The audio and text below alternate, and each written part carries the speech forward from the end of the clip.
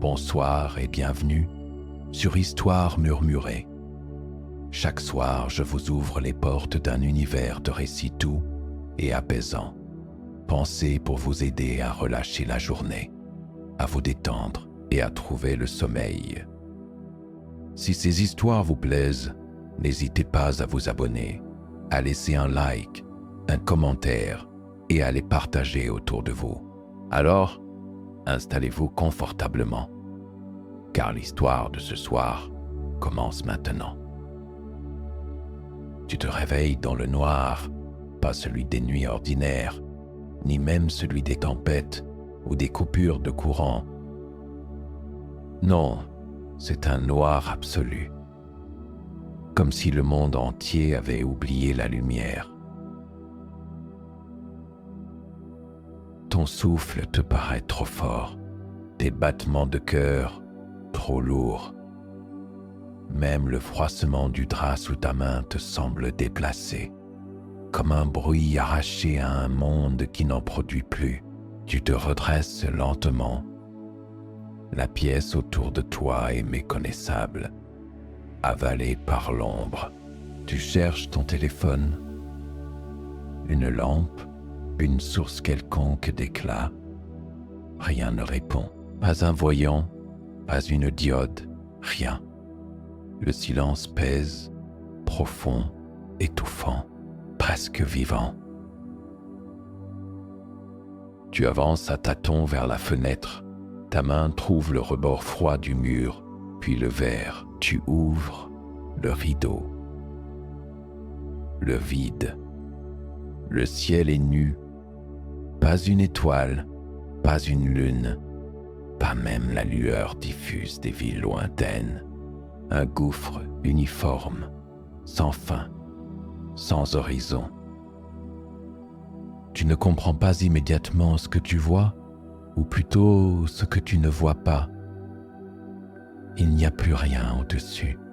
Tu restes là longtemps, figé, à fixer l'absence.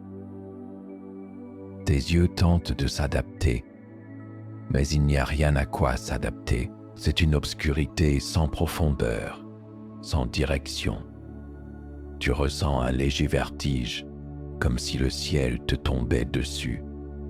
Ou pire, comme si tu étais toi-même suspendu dans ce néant. Tu te décides à sortir. Les rues sont désertes. Les lampadaires sont morts. Les vitrines muettes. Le bitume luit faiblement d'humidité, reflétant les rares halos des fenêtres que quelques lampes à piles tentent encore d'allumer. Tu croises des silhouettes qui se déplacent lentement, comme si elles craignaient de troubler le silence. Personne ne parle, le vent ne souffle plus. Même les insectes se sont tus. Une femme passe près de toi, un enfant dans les bras. Ses yeux sont rivés vers le haut, comme ceux d'une statue. Tu veux lui parler, mais ta voix meurt avant de sortir. Le son ne te paraît plus juste. Il résonne bizarrement, comme s'il revenait de loin. Plus tu marches, plus la ville te paraît étrangère. Les horloges murales sont toutes bloquées sur la même heure. 23h46. Les écrans clignotent, figés dans un fond gris. Tu ressens une sensation étrange.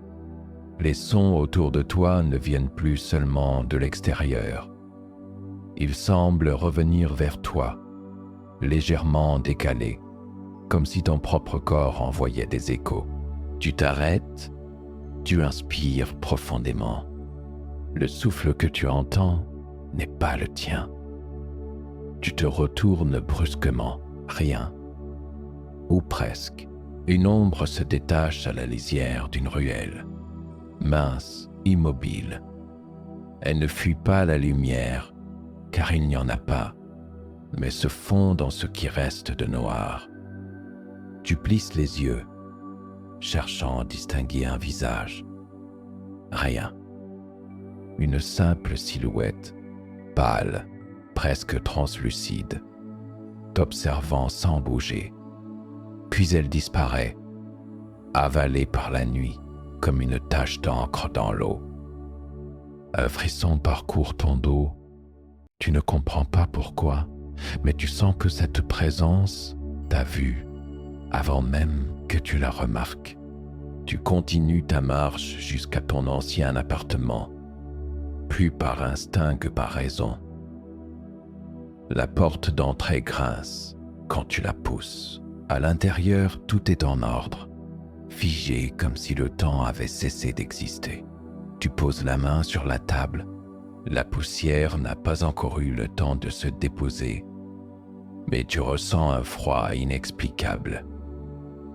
Sur le buffet, un vieux poste radio à molette, oublié depuis des années. Tu le regardes, hésite, puis tourne le bouton. Un souffle statique, puis rien. Et soudain, un rythme, 3 pulsations, un silence, un souffle, long, grave, presque humain. Tu restes immobile. Ce n'est pas un bruit de machine, ni un simple parasite. C'est trop régulier, trop précis, presque intentionnel. Tu ajustes le volume, les 3 battements reprennent, puis le souffle. Et de nouveau, le silence. C'est répétitif, comme un code. Tu approches ton oreille. Il te semble percevoir, entre les pulsations, un fond sonore étrange, à peine audible. Une sorte de grondement étouffé, profond, comme si quelque chose résonnait sous la surface de la terre. Tu prends un carnet, griffonne instinctivement la séquence. 3 battements, silence, souffle. Et puis, un détail que tu remarques sans comprendre pourquoi. À chaque cycle, l'aiguille du poste bouge légèrement, comme si elle pointait dans une direction. Tu la suis du regard. Nord-est, vers la montagne. Tu te rappelles vaguement cette région, des falaises abruptes, un ancien observatoire abandonné, fermé depuis des décennies après un incendie. Tu y avais été une fois, adolescent. Le souvenir t'échappe presque, mais tu revois les antennes dressées dans le vent, comme des bras tendus vers le ciel. Tu hésites. Rester ici n'a pas de sens. Le monde autour de toi semble figé, suspendu. Personne ne cherche à comprendre. Personne ne parle. Tu ressens une urgence irrationnelle. Si tu ne bouges pas maintenant, tu risques de te dissoudre dans ce silence. Tu attrapes un sac. Y glissent quelques lampes, un carnet, un couteau, une bouteille d'eau. Avant de partir, tu jettes un dernier regard vers le poste radio. Les pulsations continuent, obstinées, et dans le souffle, cette fois, tu crois entendre une syllabe, un murmure presque inaudible. Ton prénom. Tu coupes le son d'un geste brusque. Tu restes là, le cœur battant, incapable de dire si tu as vraiment entendu quelque chose. Tu sors dans la rue. Le froid s'est épaissi, presque métallique. Chaque pas résonne, comme s'il se répétait dans une pièce immense et vide. Tu traverses le centre-ville, passant devant des vitrines éteintes, des voitures abandonnées, des visages qui te fixent à travers les vitres. Certains te suivent du regard sans bouger. D'autres te tournent le dos. Tous semblent déconnectés, comme s'ils attendaient un signal pour recommencer à vivre. Le ciel reste vide. mais il paraît vivant. Tu crois percevoir des mouvements, des ondulations à peine visibles, comme si le noir lui-même respirait lentement. Tu te diriges vers la sortie de la ville. Les rues se font plus étroites, les lampes rares, l'air plus humide. Tu entends à nouveau les 3 battements dans ta tête, réguliers, comme si ton cœur avait calqué son rythme dessus.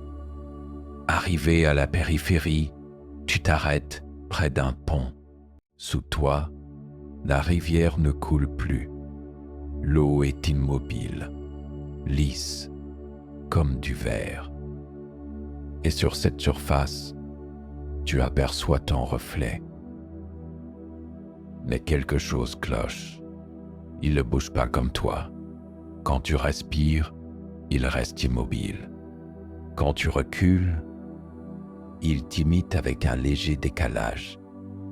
Puis il sourit. Tu recules brusquement, une onde trouble l'eau. Le reflet disparaît. Tu restes un moment figé, incapable de savoir si tu as rêvé. Puis, tu te ressaisis. Tes mains tremblent, mais tu continues. Le chemin vers la montagne s'étend devant toi, noir et glacé. Au loin, une lueur à peine visible pulse à intervalles réguliers, comme un phare au milieu du vide. Tu sais que c'est là-bas que tout commence ou que tout finit. Tu resserres ton manteau, ajustes ton sac et avances dans la nuit. Derrière toi, dans le silence absolu, le poste radio recommence à émettre. 3 pulsations, un souffle, et cette fois, un écho supplémentaire, presque imperceptible, une respiration. Mais ce n'est pas la tienne. Le chemin vers la montagne se perd dans une brume épaisse. Chaque pas t'éloigne un peu plus de la ville morte, de ses rues sans voix et de ses reflets immobiles. Le vent ne souffle toujours pas, mais tu ressens pourtant un mouvement dans l'air, comme une respiration lente, invisible, qui te pousse en avant. Le sol est gelé, sous tes semelles, la terre craque comme une croûte de verre. Les arbres bordant la route se penchent vers toi, tordus par un poids qu'ils semblent seuls percevoir. Leur feuillage ne bruisse plus. On dirait qu'ils écoutent. Tu avances, suivant la pulsation du poste radio que tu as glissé dans ton sac. 3 battements. Silence.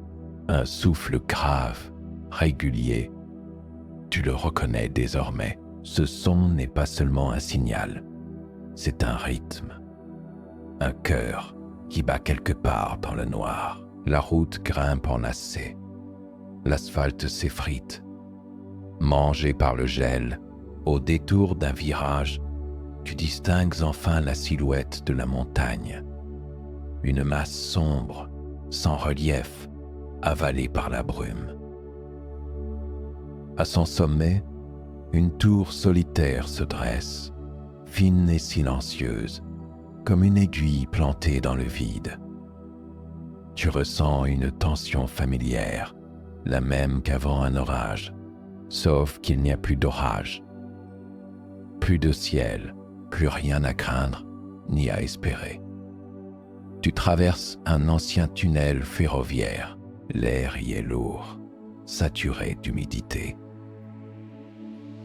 Sur les murs, tu remarques des inscriptions à moitié effacées, des nombres, des coordonnées, des croquis d'étoiles tracés à la craie. Certains sont barrés, d'autres forment des spirales qui convergent toutes vers le même mot. Source. Quand tu ressors du tunnel, la nuit paraît plus dense encore, et soudain, tu l'entends. pas le signal. Une autre fréquence, un murmure profond, presque organique, qui se glisse sous le son des battements, une sorte de bourdonnement continu, semblable à la note grave d'un instrument démesuré. Tu t'arrêtes, cherchant l'origine. La montagne semble vibrer. Une lumière t'attire alors au loin, faible, bleutée, filtrant à travers les vitres brisées d'un vieux bâtiment métallique. L'ancien observatoire. Tu t'en approches prudemment. Les portes sont ouvertes, oscillant lentement sur leur gonds. À l'intérieur, des couloirs couverts de givre, des cartes stellaires déchirées, des moniteurs éteints depuis longtemps. Pourtant, tout ici paraît habité. Sur une table, un carnet, tu l'ouvres, des notes serrées, écrites d'une main tremblée. Le ciel s'efface, mais pas la fréquence. La lumière ne s'éteint jamais, elle se replie.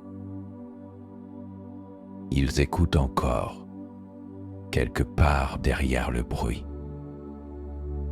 Puis un dessin, une onde concentrique partant d'une montagne identique à celle où tu te trouves. Une voix t'interrompt. Calme, grave, presque mécanique. Tu ne devrais pas être là. Tu te retournes. Une femme se tient dans l'encadrement d'une porte latérale. Son visage est pâle, éclairé par la lueur d'un terminal portatif qu'elle tient contre elle. Ses cheveux noirs sont attachés en arrière, sa combinaison marquée du logo effacé d'un ancien institut scientifique. Elle le fixe longuement, sans émotion apparente. « Tu captes le signal, n'est-ce pas ?» dit-elle. 3 pulsations. Un souffle, tu hoches la tête. Alors, c'est trop tard. Il t'a déjà entendu. Tu fronces les sourcils.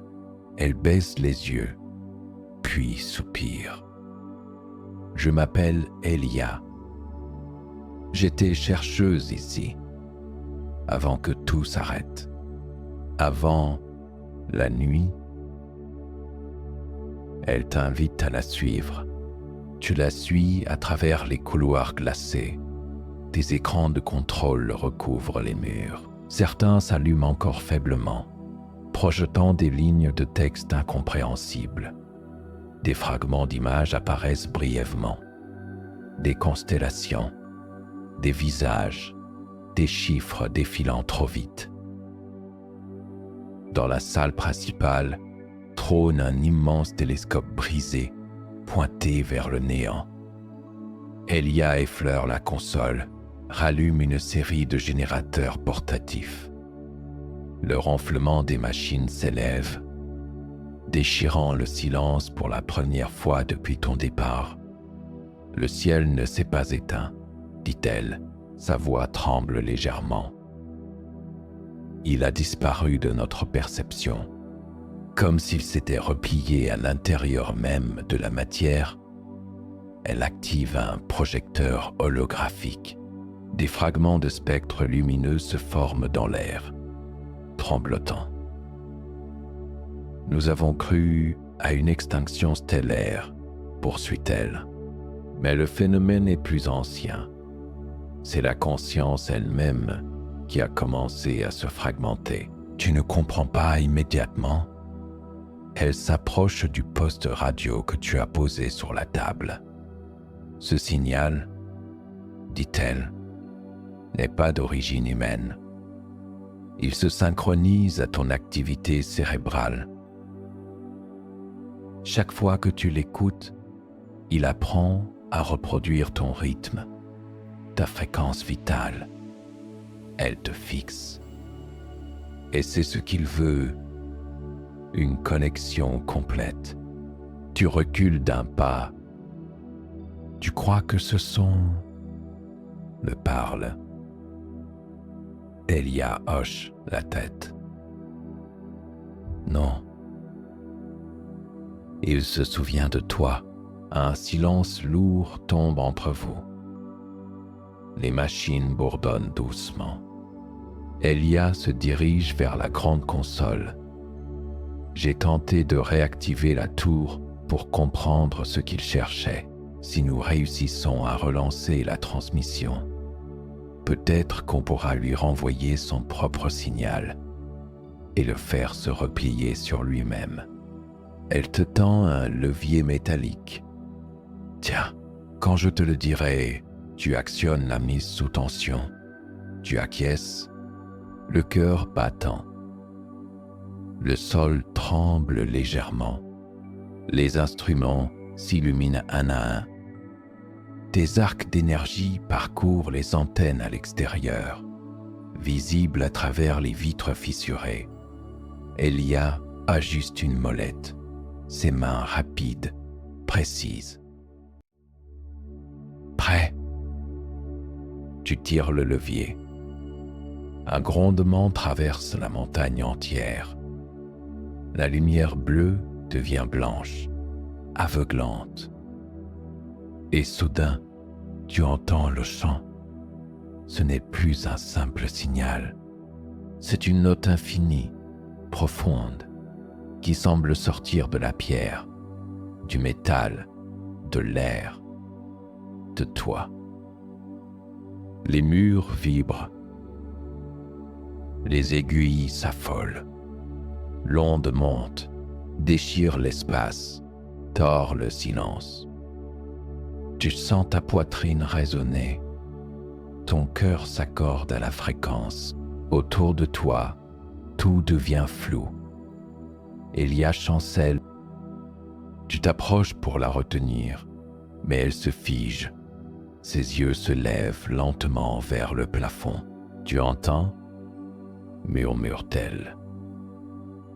Tu tends l'oreille. Derrière la note, derrière le souffle du vide, il y a autre chose. Des milliers de voix mêlées, lointaines, comme des échos d'un autre temps. Elia tombe à genoux. Tu t'agenouilles près d'elle. Son regard brille étrangement, éclairé par des reflets mouvants. Des points lumineux dansent dans ses iris.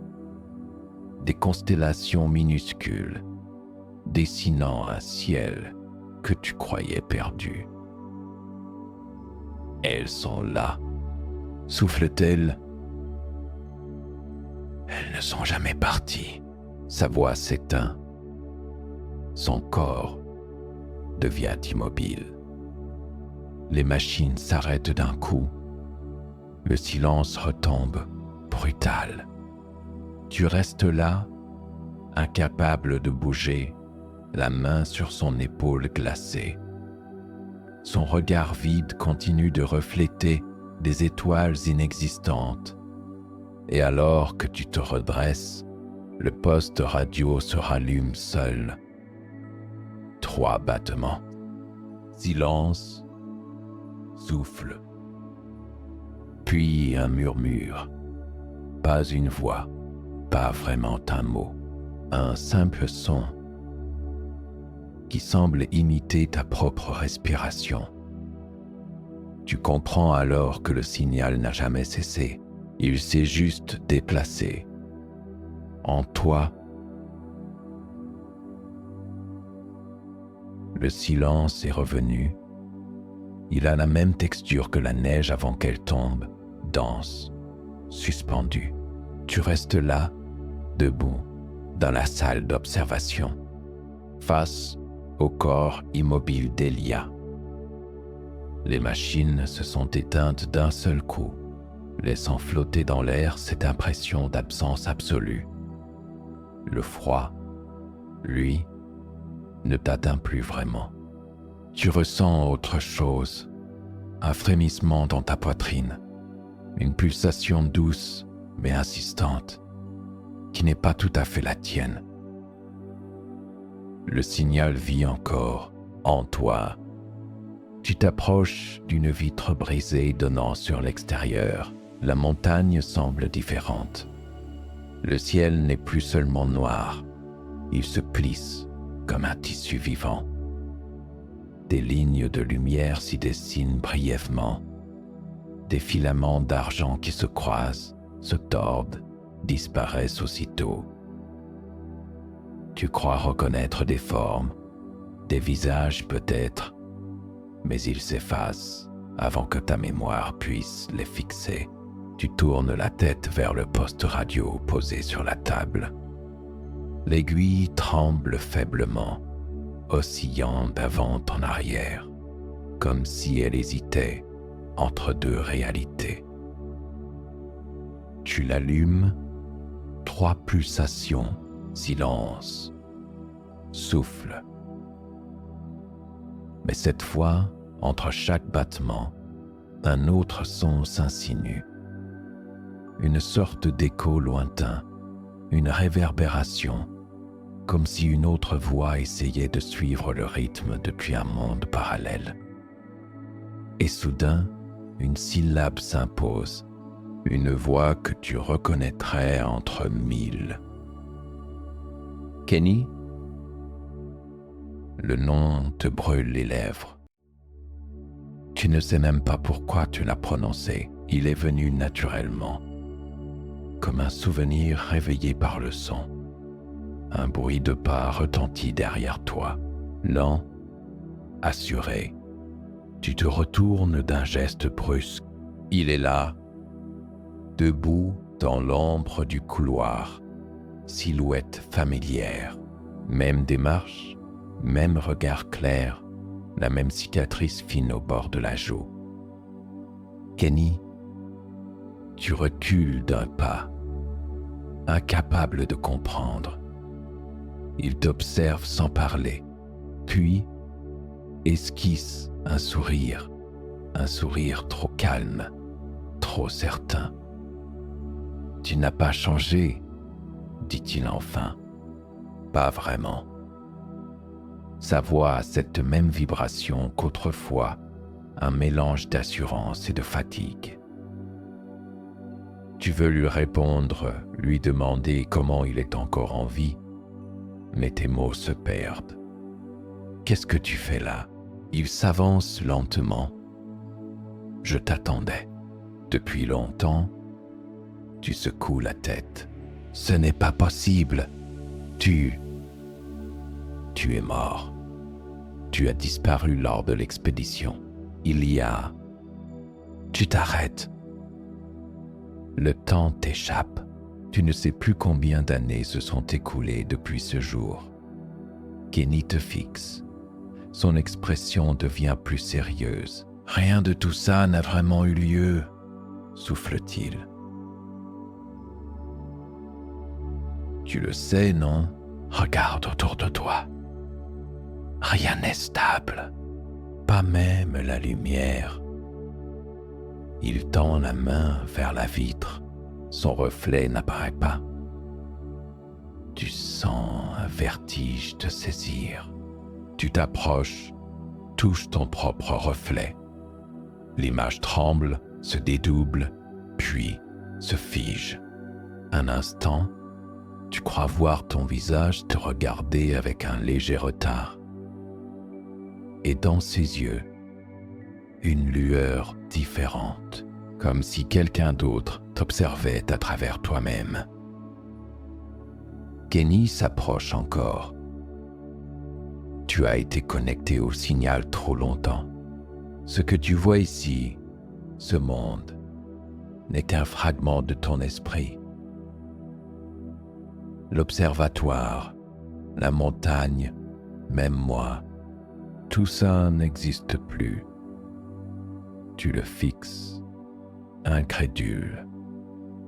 Tu racontes n'importe quoi. Non, tu es encore dans la tour. Ton corps est là-bas, endormi. Ils ont lancé l'expérience pour comprendre pourquoi le ciel s'éteignait. Tu étais volontaire. Tu devais être le récepteur, mais le signal t'a absorbé. Sa voix se fait plus grave. Le monde dehors n'est qu'une résonance, une version de ta mémoire qui cherche à s'accrocher à quelque chose. Tu te recules, refusant d'y croire. Alors, pourquoi toi? Pourquoi serais-tu ici? Kenny esquisse un sourire triste. Parce que je suis la seule partie de toi qui se souvient encore de qui tu étais. Le sol vibre soudain. Une onde traverse la salle. Les murs se plient comme une matière liquide. Des fragments du décor se dédoublent, se superposent. À travers les vitres, tu vois des paysages qui n'existent pas. La ville où tu as grandi, la mer, une route éclairée par un soleil que tu ne reconnais plus.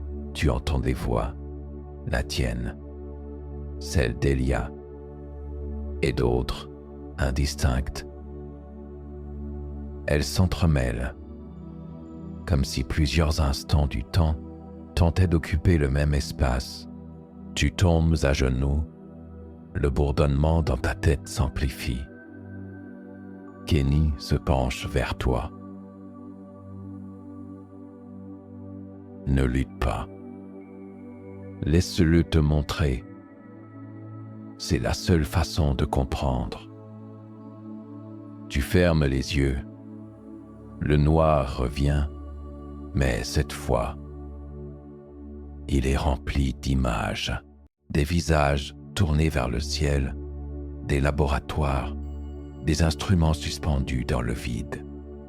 Et au centre de tout, une immense sphère lumineuse, comme un cœur d'étoiles captif, relié par des câbles à une console. Autour, des silhouettes humaines, allongées sur des tables métalliques, connectées par des électrodes. L'une d'elles te ressemble. Immobile, tu ouvres les yeux d'un coup, haletant. Kenny te regarde, impassible. Tu comprends maintenant? Tu recules. Non, non, c'est impossible. Ce corps, cette image, ce n'est pas moi. Si, répond-il doucement, c'est toi. Et ce que tu vis ici, c'est la conscience projetée de ton esprit, prisonnière du signal. Tu sens ton cœur battre plus vite. Le poste radio, resté sur la table, se rallume de lui-même. Croix battement, silence, souffle. Mais cette fois, la voix n'est plus un murmure, c'est la tienne. Réveille-toi. Tu fais un pas vers l'appareil, hypnotisé. Les lumières autour de toi s'éteignent, l'une après l'autre. La tour semble s'enfoncer dans la terre. Le ciel au dehors se froisse, se fissure, comme une immense plaque de verre. Des fragments de lumière tombent lentement, sans bruit. Chaque éclat contient un souvenir, une rue, un visage, une étoile. Tu tends la main. L'un d'eux se pose sur ta paume, chaud, vibrant, et tu entends à nouveau la voix de Kenny. Derrière toi, tu n'as jamais quitté la tour, mais tu peux encore choisir. Soit tu acceptes cette illusion, soit tu cherches la source. Tu lèves les yeux vers lui. Quelle source? Celle d'où tout est parti. Le point où le signal a pris conscience de lui-même. Là-bas, le temps n'existe plus. Si tu y vas, tu comprendras ce qu'il veut vraiment. Tu hésites, et si je refuse, alors tu resteras ici, prisonnier d'une lumière éteinte. Un silence s'installe. Le vent se lève enfin, un souffle léger qui traverse la salle comme une respiration du monde. Tu prends ton sac, le poste radio, et avances vers la sortie. Kenny te suit du regard. Si tu continues, tu ne me reverras plus, dit-il. Tu t'arrêtes un instant, sans te retourner. Peut-être que tu n'as jamais été là. Peut-être, répond-il, ou peut-être que je suis simplement la partie de toi qui a peur d'ouvrir les yeux. Quand tu franchis le seuil, le sol se dérobe. Le monde autour de toi se retourne, littéralement. Le ciel devient sol, la montagne s'inverse. Tu tombes dans une lumière liquide, transparente. Des souvenirs défilent, ton enfance, la mer, les rires, le laboratoire, la tour, tout se mélange, se réécrit. T'ouvres les yeux au milieu d'un espace blanc infini. Devant toi, suspendue dans l'air, une silhouette. C'est toi. Mais pas toi maintenant. Une version plus ancienne, plus calme, plus fatiguée. Ton double t'observe sans un mot. Il tend la main vers toi.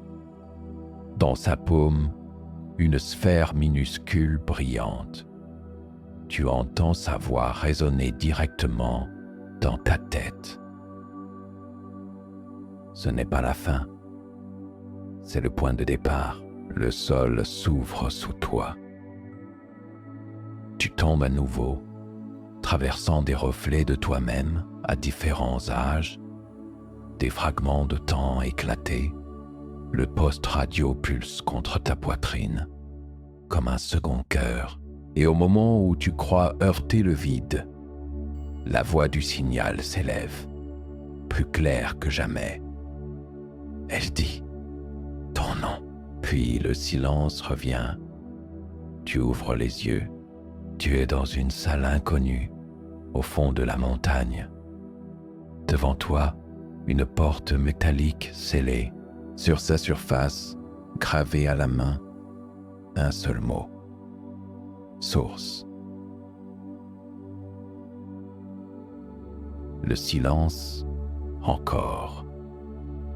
Mais cette fois, il n'est plus vide. Tu sens quelque chose derrière lui, une vibration douce, presque imperceptible, comme le souffle d'un monde endormi. Devant toi, la porte métallique se dresse, massive, gravée d'un mot que tu n'as pas choisi de lire, mais que ton esprit reconnaît avant même de l'analyser. Source. Tu poses la main sur le métal froid. Un frisson remonte ton bras. La porte semble battre lentement, comme si elle respirait. Sous ta paume, tu ressens une pulsation, pas mécanique, pas électrique, mais organique. Le même rythme que celui du signal. 3 battements, silence. Un souffle, tu recules. Le cœur au bord de l'explosion, tout ton corps vibre à l'unisson. Tu ne sais plus si tu existes encore dans ce monde ou dans le souvenir de quelqu'un d'autre. Autour de toi, les murs se déforment. La pierre se met à luire d'une clarté liquide. Les ombres s'étirent, glissent sur le sol comme des vagues. Et dans cette lumière mouvante, tu distingues des silhouettes, des reflets de toi-même, démultipliés à l'infini. Tous avancent vers la porte. Tous te regardent, sans expression. Puis, l'un d'eux bouge.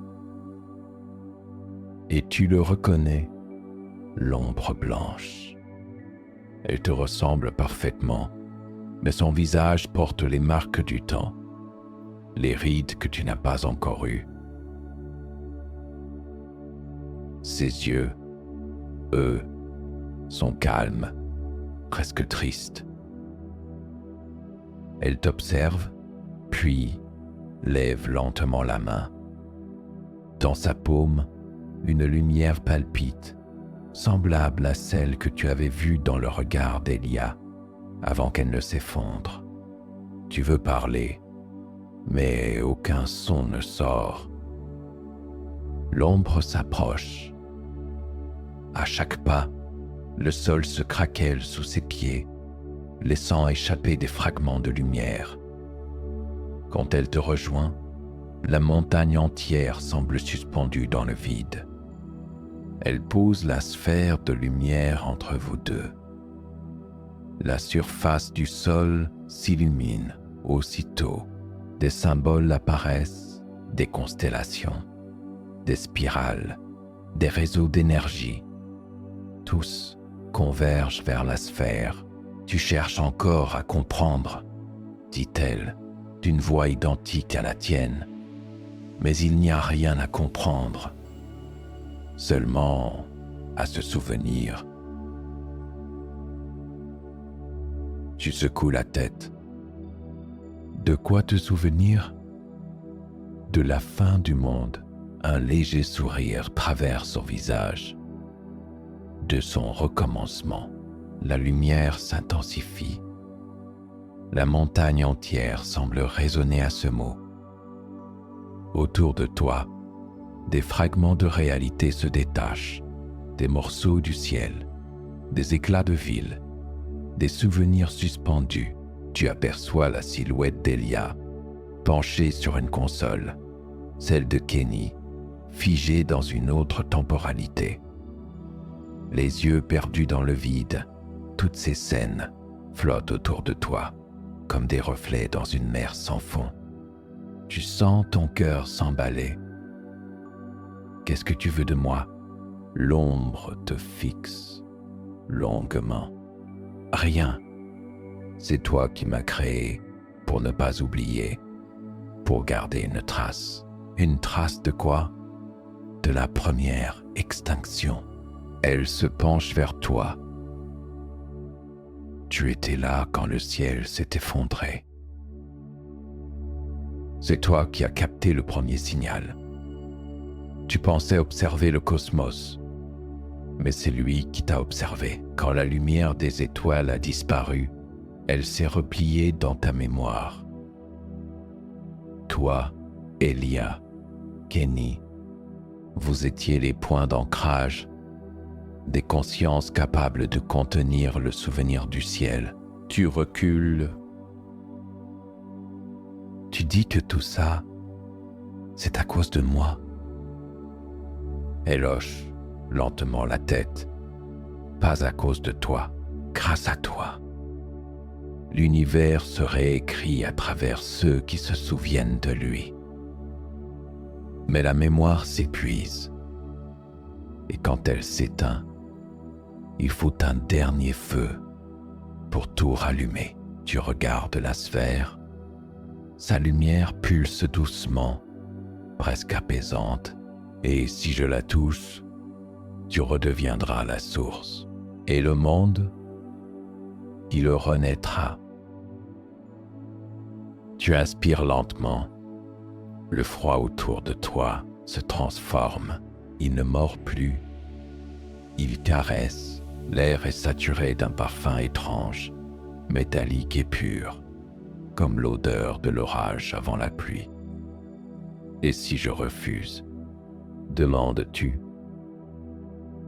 L'ombre baisse les yeux. Alors le monde se dissoudra. Les consciences s'éteindront une à une, jusqu'à ce qu'il ne reste plus rien à refléter. Le silence retombe. Tu sens le poids de la décision se poser sur toi, immense, écrasant. Tu penses à Elia, à son regard traversé d'étoiles. Tu penses à Kenny, à ses mots, à cette peur de disparaître. Tu penses à la ville figée, au visage sans mouvement, au vent qui avait cessé de souffler. Et soudain, tu comprends. Ce n'est pas la lumière du ciel qui s'est éteinte, c'est la lumière des êtres. Tu avances vers la sphère. Chaque pas résonne comme un battement de cœur. L'ombre te suit du regard. Quand tu tends la main, elle murmure « Rallume le feu et laisse le reste se souvenir. » Tu poses tes doigts sur la lumière. Un choc te traverse. Ton corps tout entier se fige. La lumière s'étend, te traverse, te dissout. Tu vois des milliers d'images défiler, des soleils, des galaxies, des visages, des mers, d'un bleu ancien. Le signal pulse à travers toi, puis devient ton propre souffle. Tu n'as plus de corps, plus de poids, seulement la sensation d'être partout et nulle part. La lumière s'élève dans la montagne, jaillit à travers la roche, se répand dans le ciel brisé. Et soudain, le noir recule. Une étoile, puis deux, puis des milliers. Elles renaissent lentement, une à une, comme si le ciel lui-même reprenait conscience de son existence. Les constellations se reforment, la lueur revient, les ombres disparaissent, le vent souffle à nouveau, emportant avec lui la poussière du silence. La montagne s'effondre doucement derrière toi. Tu flottes dans un espace blanc, traversé de lumière. Tu sens ta mémoire se dissoudre, mais sans douleur. Tu entends encore une dernière fois la voix du signal. Elle ne dit pas ton nom. Elle murmure simplement « Merci ». Puis, tout s'efface. Le ciel, à nouveau vivant, respire au-dessus d'un monde endormi. La ville s'éveille lentement, ses rues baignées d'une lumière pâle.